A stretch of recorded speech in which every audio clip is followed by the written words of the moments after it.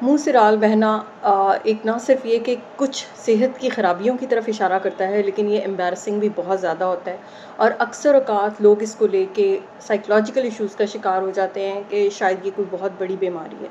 तो जिन लोगों को भी राल बहती है, उसकी चंद वजूहात मैं आपको बताती हूँ। सबसे पहली चीज़ तो ये कि अगर आप बाईं करवट के ऊपर सोते हैं, स्टमक वाली साइड के ऊपर सोते हैं, तो आपके सलाइवा के ज़्यादा होने के चांसेस बहुत ज़्यादा हैं। अगर आपको रिफ्लक्स होता है तो आपके मुँह से राल का बहना जो है ये एक बहुत कॉमन इशू हो सकता है। उसके साथ आने वाले वक़्तों में अगर खुदा ना ख़ास्ता आपको कोई स्ट्रोक या एएलएस यानी कि जिसको हम कहते हैं कि आपका एक असाबी बीमारी, ठीक है? उसकी वजह से बाज़ औक़ात ये अर्ली सिम्पटम्स में शुमार होता है। तो अगर पहले ऐसे नहीं था और अब आपको ये नया सिम्पटम आया है, तो फिर इसको प्लीज़ इवैल्यूएट करवाएँ, ये ज़्यादा ज़रूरी है।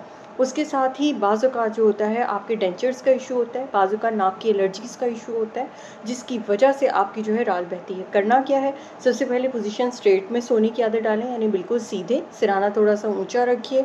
उसके साथ ही ये है कि अगर आपको डेंटल एलर्जीज़ या डेंटल आपको जो है वो कोई केरीज़ या इस किस्म की चीज़ें हैं, तो डेंटिस्ट से फ़ौरी तौर पे अपना जो है वो राब्ता कीजिए। नाक की एलर्जीज़ हैं तो अपनी क्योर कीजिए।